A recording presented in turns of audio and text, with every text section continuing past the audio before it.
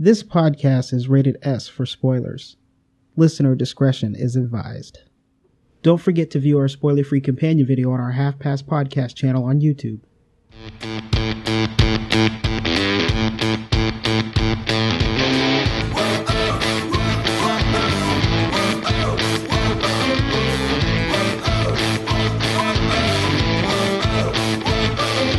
Welcome to the Half Past Podcast. This is episode 62, the movie review of Guardians of the Galaxy Volume 2. We'll also be discussing the Thor Ragnarok trailer. Ragnarok trailer. Damn it. I'm Graham Ricks, and here with me is my friend and co-pilot, Ian Jones. All right, I love that energy. We're going to need some. We're going to need some energy because you're having some issues, sir. Oh, yeah, my kidney stones decided to come back after a 2-year hiatus. It sucks. That's the worst thing. Jeez.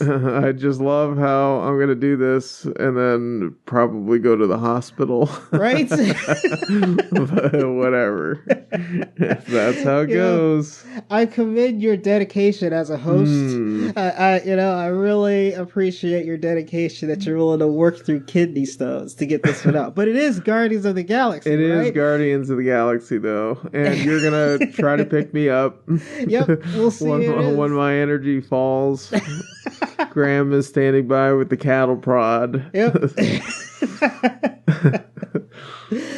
All right, Jones. So the trailer for this week we have is Thor Ragnarok. So this trailer, to me, I have a lot of things to say. That I guess not a lot of things, but the things I have to say is I'm just so confused by this trailer. Completely confused. I have absolutely no idea what's going on at all. Why? And it's okay. It is the weirdest teaser.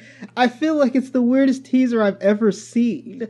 Like the music and the tone is completely different. It's just like such a strange thing with this movie.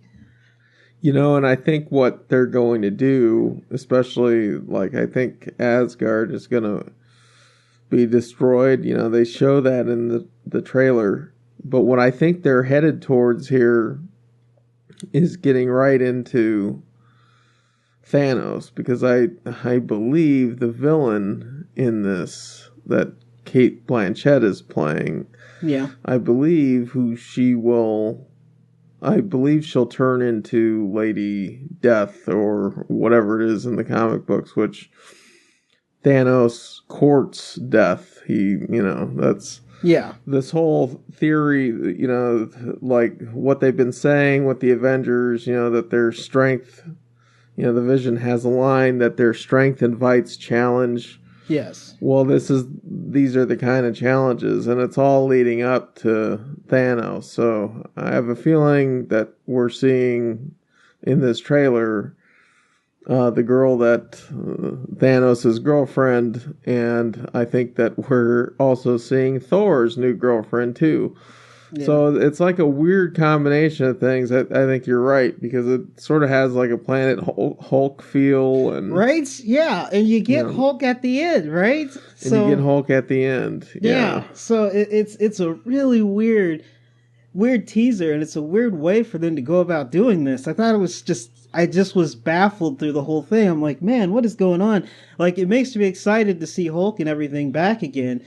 And I think the thing that I'm most excited about is to see something that's not a teaser, that just kind of seems more coherent, so I can kind of figure out what else is going on. The only thing I'm a little worried about is Jeff Goldblum. Yes. It's just. You know what? I wasn't gonna say anything. The thing is, he's such a specific, he has such a very specific, almost like idiosyncratic quality to how he does everything. But, when you look at it, they shoved Stallone into this movie. Yeah. They had Samuel L. Jackson in all the Avengers and in Iron Man and everything. And I mean, he is like he is one of those actors who has a really narrow area that he works in, and I feel like Jeff Goldblum's the same way. I feel like Stallone's the same way. So I mean, it's just kind of funny that they keep finding these actors who like definitely ride one sort of thing. Yes. I'm probably not explaining it correctly, but well, I know what you're talking about. Because the thing is these are all actors that aren't necessarily great actors. They're just actors that are aware of what they're there for. Correct. Yes, and that's very good. When you have Samuel L. Jackson, you toss him in there when you need some attitude into your movie. Like, that's what you do. You hire Samuel L. Jackson because he will always bring attitude. And it's the same kind of way with these other actors. The only time Stallone isn't like that is for some weird reason Rocky. He just has that character down. I don't know how. Like, all of a sudden he's getting nominated for Academy Awards when he plays Rocky. It's just such a weird thing. Everything else, he's just like the same character and the same kind of actor when you watch any of the other movies that he's done. Yeah. So it's kind of a weird thing.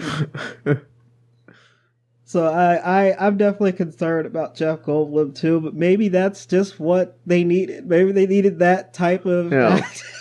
I don't know why, but it's a much bigger movie than the other Thor ones. It's kind of interesting how these movies are turning out because Captain America was sort of the same way. It's a much bigger movie than just a Captain America. Yep, it is. Movie. So, it seems like... And maybe that's just how it should be, just because it is leading up to something that we've been... I don't even know how many years it's been since, like, the first Avengers, where it's basically been leading up, really, the first Iron Man movie, and then all the way up. Yeah. It's been years. And so now, the funny thing is, because I don't know how many more movies Chris Hemsworth is under contract for, but Robert Downey Jr. is done as Iron Man. Yeah. And Chris Evans is done as Captain America. Yeah. So it's definitely a thing that these actors are kind of done playing these characters. And I don't blame them, because I mean, especially Robert Downey Jr., I believe he's done the most movies. Oh yeah, for sure. So he's been in a lot of movies, because he's shown up, like now he's showing up in Spider-Man, so it's like he's not even in his own movies. Like he's done all the Iron Man movies, and he's done the Avengers movies, he shows up in the Captain America movies, so it's just like he's done it like 10 times, and so I can totally get that he's ready to move on. And that's really unusual for Robert Downey Jr., because Robert Downey Jr. is known for just doing a lot of different roles. Like, that's just what he's been doing since the 80s. So I get okay. I love that that's what he's known for now, because growing up he was known for some other stuff. But now he's turned into this pretty amazing, very reliable actor. Very reliable actor. Yeah, he's definitely known. Oh man, freaking 80s, man. It's like he never got out of the 80s and then just like destroyed himself for 10 years throughout the 90s. I don't know. Right. Yeah. Robert Downey Jr. Yeah. It was rough for him. All right, Joe, did you get anything else for this movie? No, the trailer makes it look fun, and I'm sure it is. Yeah, I'm sure it'll be fun. I hope it's better than the other Thor movies, because I thought the Thor movies were kind of lacking, and I don't even think I even made it all the way through Dark World when I tried watching it. So I'm hoping this one will be better, and we'll get like just a better movie, and then just try to get everything going for the next few movies that are happening. So we'll see what happens. All right, man. So you want to take a break? Let's do it. All right, let's take a quick break, and then we'll get into Guardians of the Galaxy. All right.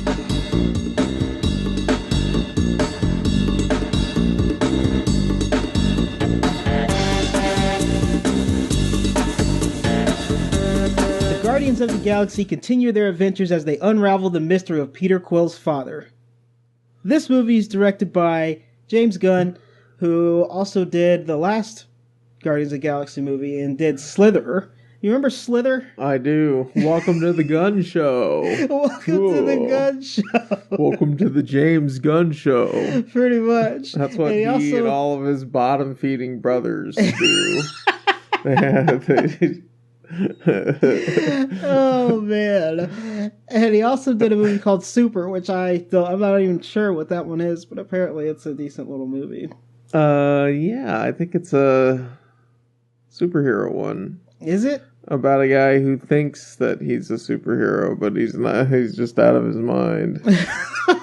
Like he thinks he can. One. He thinks he can read minds. I don't know. I think I saw parts of it. Oh, okay.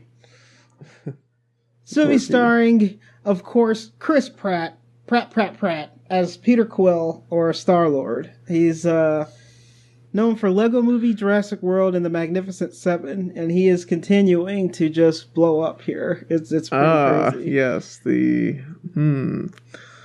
continuation. You know, when we started this podcast, we talked about Chris Pratt. Yes. Early on, because it seemed like he was really going to take off. Yes. Coming out of Parks and Rec. Yep. And everything. And so, as we've done more episodes, we've been talking a lot more about him because he keeps starring in movies. Because he keeps starring in movies. And the thing is the one that got us talking about it, because I think it was Jurassic World, and I think that's like episode 3 or something like that. Mm-hmm. So we're like, this guy is going to blow up, and this guy is getting big, and like, sure enough, he's just out of control. It's pretty great. It's pretty great because he's a fun actor. Zoe Saldana as Gamora. She's known for Star Trek, Avatar, and Columbiana.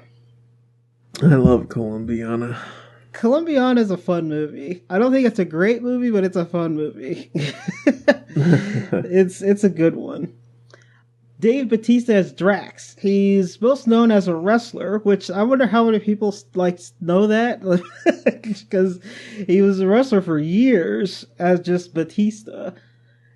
He was also in Riddick, and he was also in Spectre. You remember he was like one of the guys that tried to take out Bond in Spectre?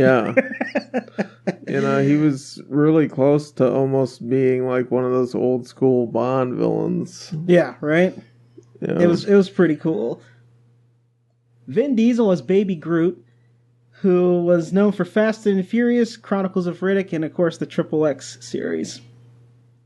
Bradley Cooper as Rocket, and to this day, I'm not sure what they're doing with his voice, or if he just has this vocal talent, but every time I hear Rocket, it just does not sound like Bradley Cooper at all. It just doesn't. It's not even close. So I don't know what they're doing with him or what he's doing, but it's kind of fun to hear him do this character.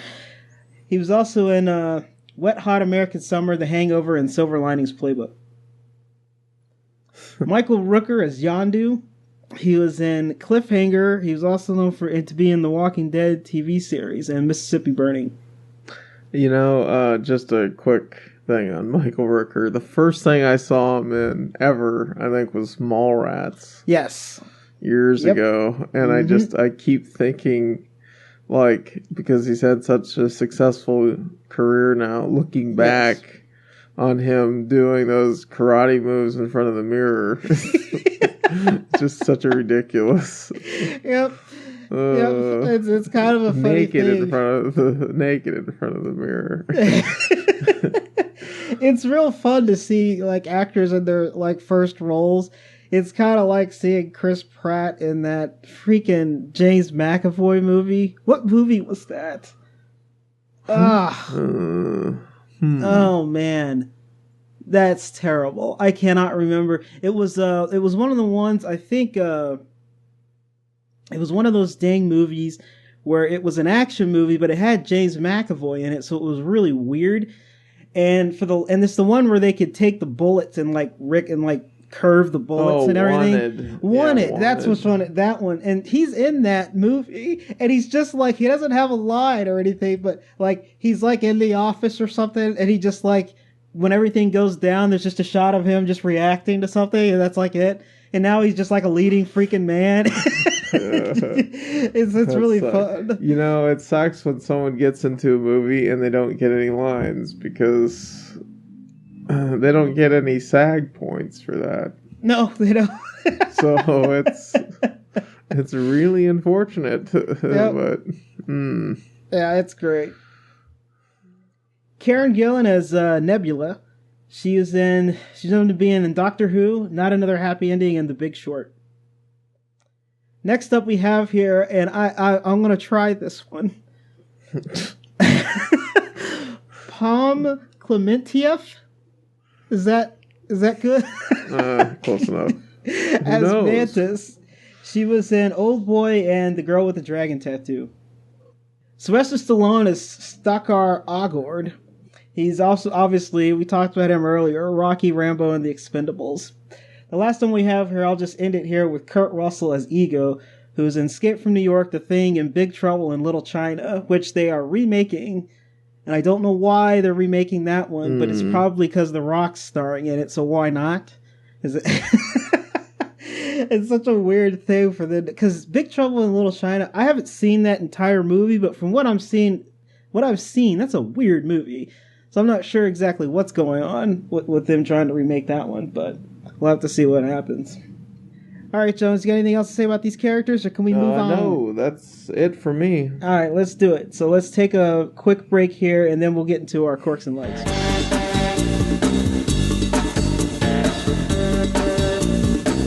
All right, Jones, here we go. So, quirks and likes section. We'll start with my quirks. So, I thought that this movie was just super fun. So, my quirks are going to be very nitpicky. And then that's all I'm going to have, and we'll get to you. Okay, so probably my biggest issue with this movie is it feels disjointed at times.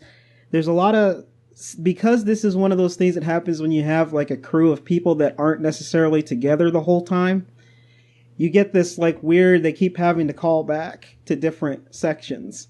And so it feels real. It's not very smooth like the first one was, because they're all just together the whole time.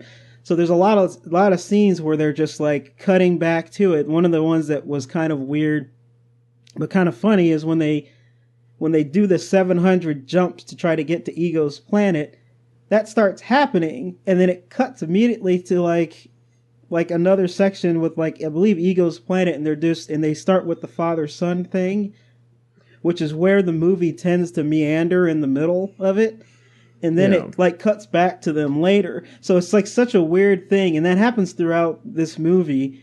And in the middle, I think it's really bad when they have to tie everybody together and then bring them together again. So I think that's one of my biggest issues with it. It just wasn't very smooth watching it. And it definitely meanders a lot in the middle. The only other thing I have is another really nitpicky thing, which is sometimes there's a lot of add-on jokes that kind of ruin it for me.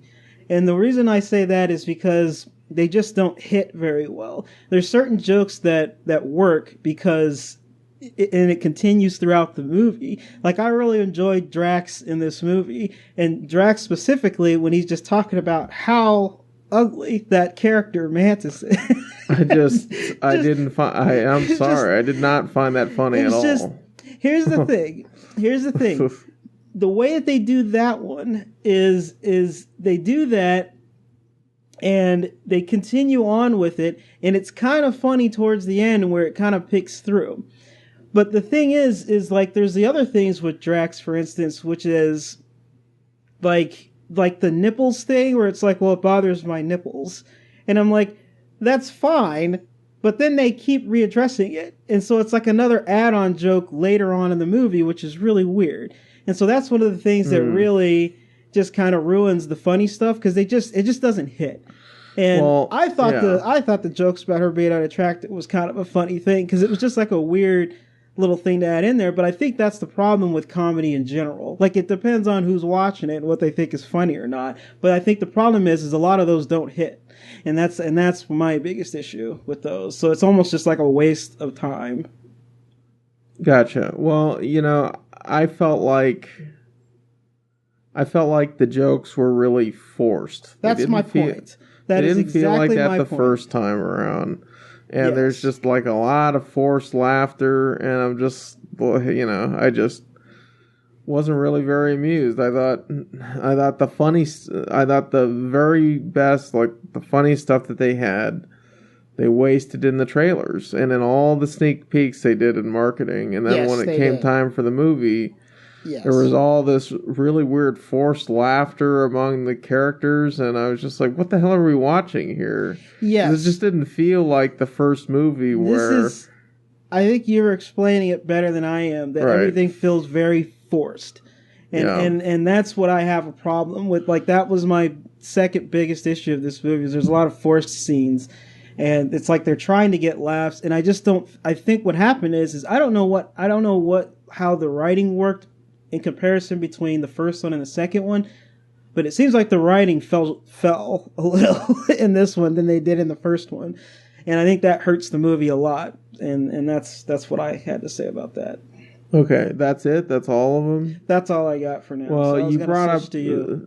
Okay, so the biggest issue with this movie, which you already touched on, is the movie stalls when they get to Ego's planet. So the middle is really sluggish. Yes, I mean, I remember sitting there and asking myself, why the hell are we here? You know, there was this exciting start, and then we follow this guy, and I'm like, where the hell's the plot? Like, the plot was not there. It doesn't move forward. And then to find out that he's the villain, you know, that's the aspect that they're playing, I was just blown away, because the other one had such a great little story. The first one had such a great little story, and this one, it's like it starts in the middle of an adventure. Yes. And then never finds its story. And that blows me away for a James Gunn movie. It doesn't even feel like the other Marvel movies. I'm just not sure it advances the Guardians of the Galaxy as a whole. It doesn't.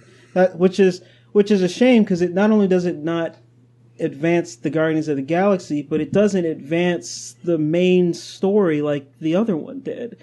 Like, we introduced the other stone that we know needs to happen because of the Infinity Wars coming up. So it not only does it have a very good, solid, coherent story, it flowed really well, and it advanced the main overarching story at the same time. This one doesn't do any of that. It just kind of, it's like, it's just a middle adventure, and that's it. There's nothing else there. So it really hurts it a lot, I think. Okay. Yeah, yes. And it was just, it's weird because I just wasn't expecting this at all. Yeah. So, there was, I was really, really surprised by the standoff with Yondu's crew. And I suppose I don't have a problem with that. But one of the things that I thought, since this was sort of like a big quirk, is that, Nebula interferes and Yondu gets captured. But it seemed to me that in that scene, it was like a 50-50 split between the crew backing Yondu and the crew not. Yeah. And the next scene we see with them, they're all getting, Yondu's supporters are getting sent into outer space to die. Oh, yeah. Yep. I just can't, I had such a hard time with that. I was just like, where the hell did this, like, how did it get to this? How do you go from that? I don't know. To a 50-50 split to... They're all dying in the worst way imaginable. Yeah. And then I really had an issue with Sean Gunn, who's James' brother. He plays Kraglin. Yeah. I wasn't cool with his character at all, because he started it. He's the one who spoke up. He didn't say shit to stop his friends from getting sucked out of the airlocks. No, he didn't. And then he just makes it through.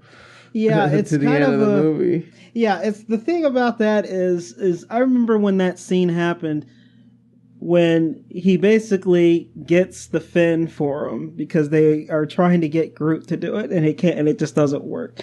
And so he gives him the fin and he apologizes, but it's like he doesn't really, because he spends most of his time trying to, like, he helps them out, but he's just on the ship and everything. He never gets redeemed. And since he never gets redeemed, it's kind of a weird thing where you kind of feel bad for this character a little bit, but then again, he did like just allow people to like he was kind of the start of this.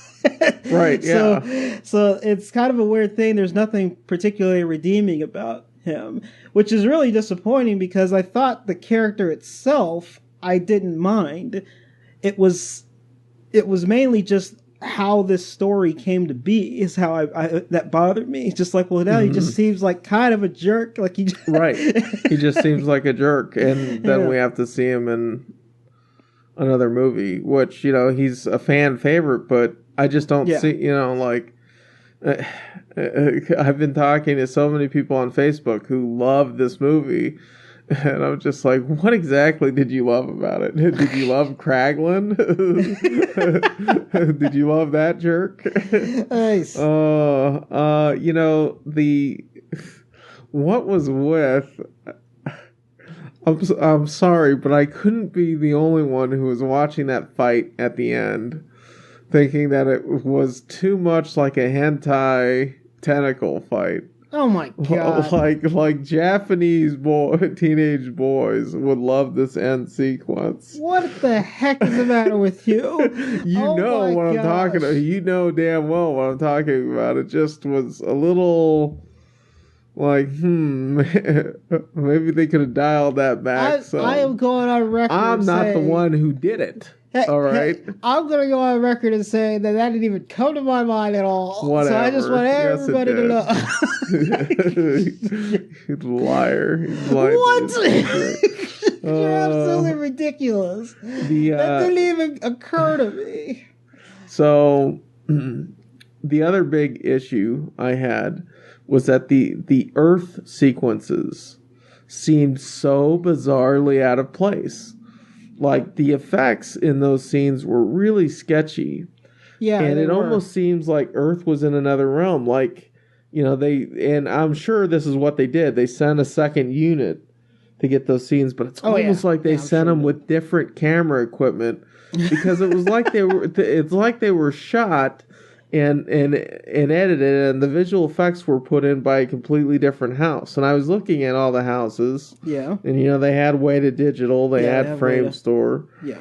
So that was fine. But it just seemed like those were such a step down from everything else we were seeing from the rest of the movie, which is just really vibrant and... Yeah. Which I think is... I agree with you on that, and I really do think that there probably was another unit that went and did those scenes. And even another effects house, probably the smaller effects house, is right. That probably the smaller ones. Did. Yeah, which happens in movies. You kind of see the difference when that happens. Sometimes it's kind of like the best example I always say is in the first Transformers movie where like Megatron goes through that building, where that's all just, it's like a completely different shot. It's a weird shot and it cycles through the building and it's going all the way through. And that's because that's an actual building. It's an actual model. It's a model. So they actually built a model for it and then had it rammed through old school style.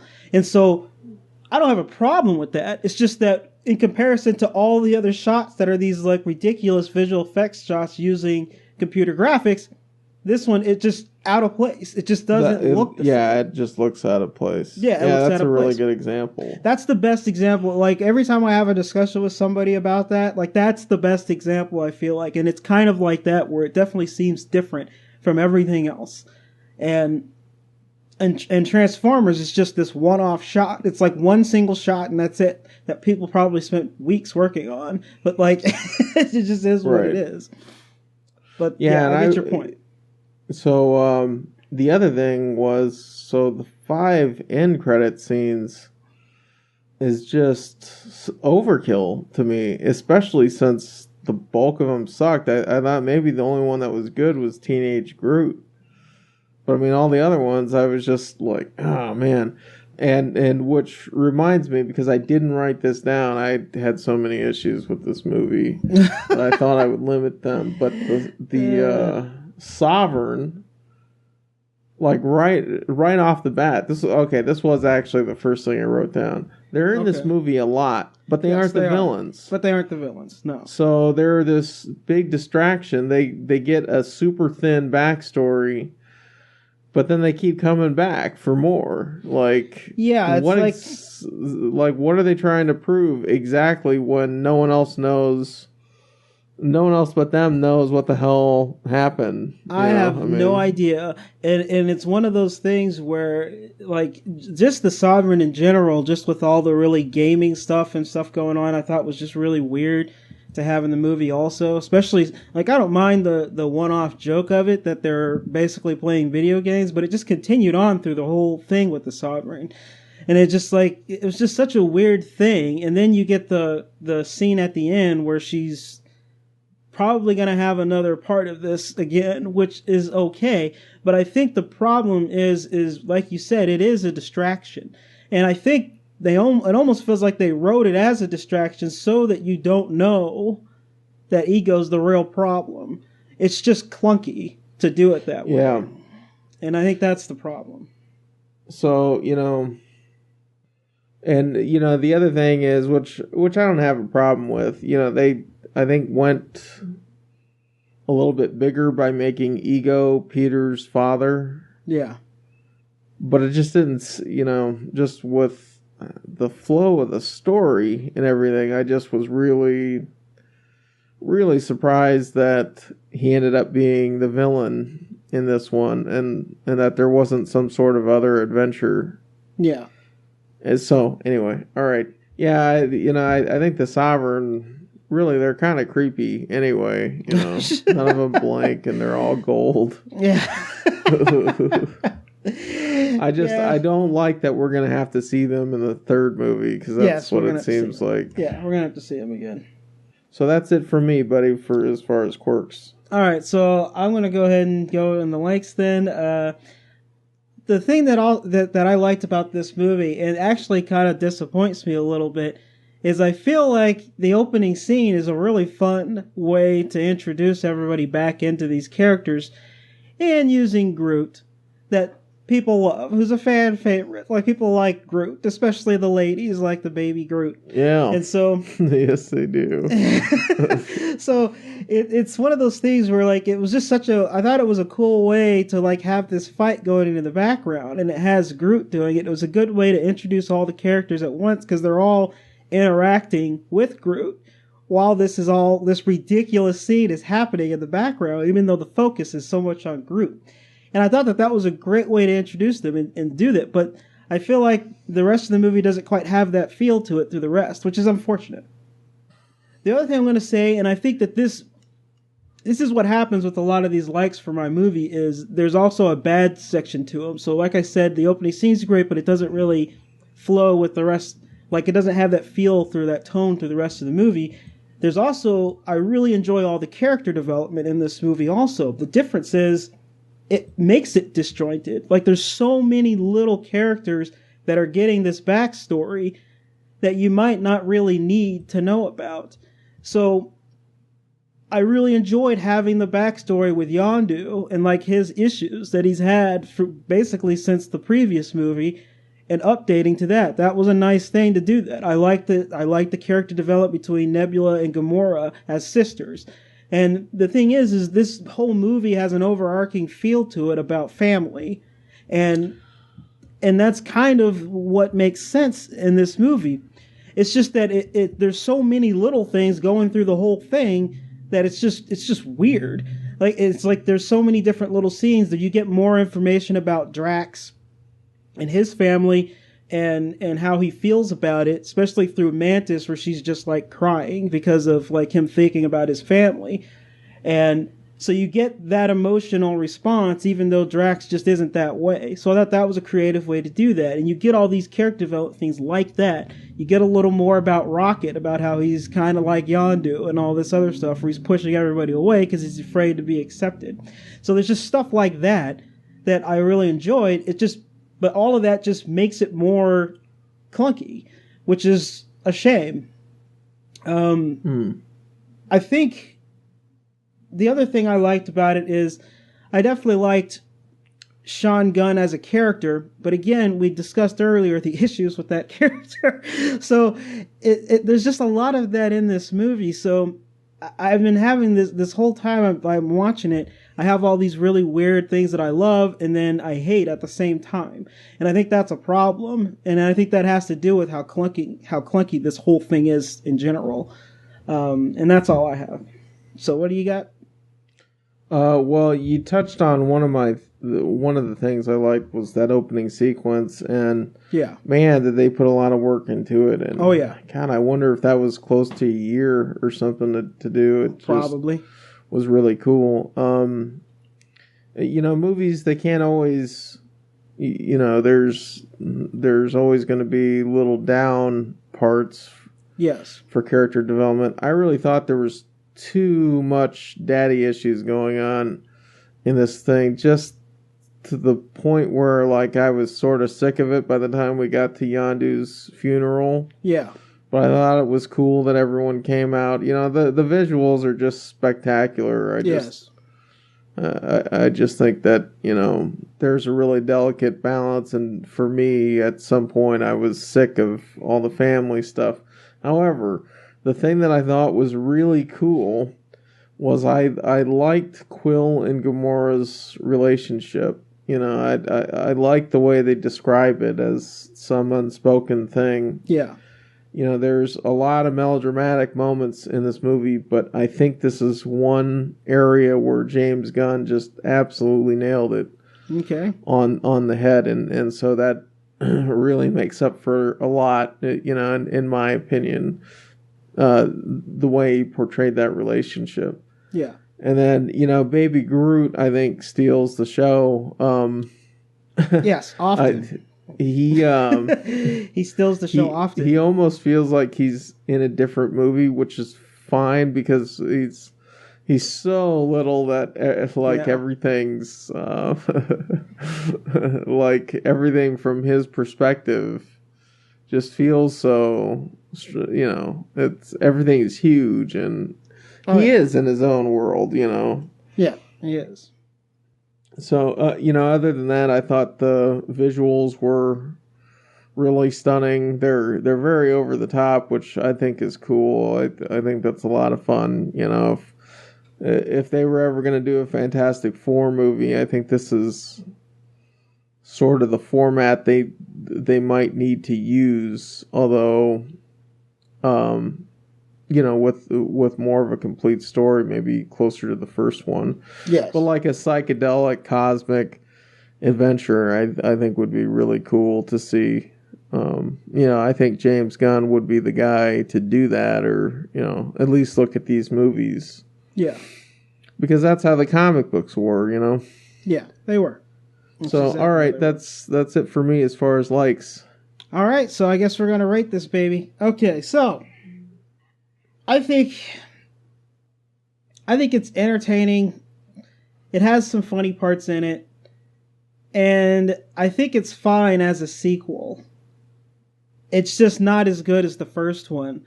But I feel like you definitely still need to see it. So I'm going to say see it.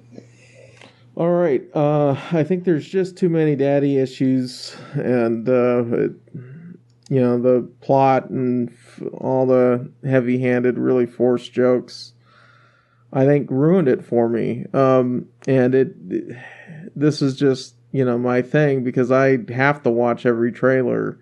Yes. And all the sneak peeks and everything. But in this case, I do too. It backfired, I thought. So yes. I'm going to say rent it. Ouch. That hurts. That hurts. All right. That's not the kidney stone talking either. I had walked out of the movie theater thinking that too, looking at all the simpletons next to me who were smiling, and I'm just like, ugh. Oh, wow. Oh, man. I wanted to tell the people in line that movie sucks. Oh, wow. It's not as good as the first. It's definitely not as good as the first movie. Just look at them for 2 minutes while they're waiting for everyone to clean. It's not as good as the first. It's definitely not as good.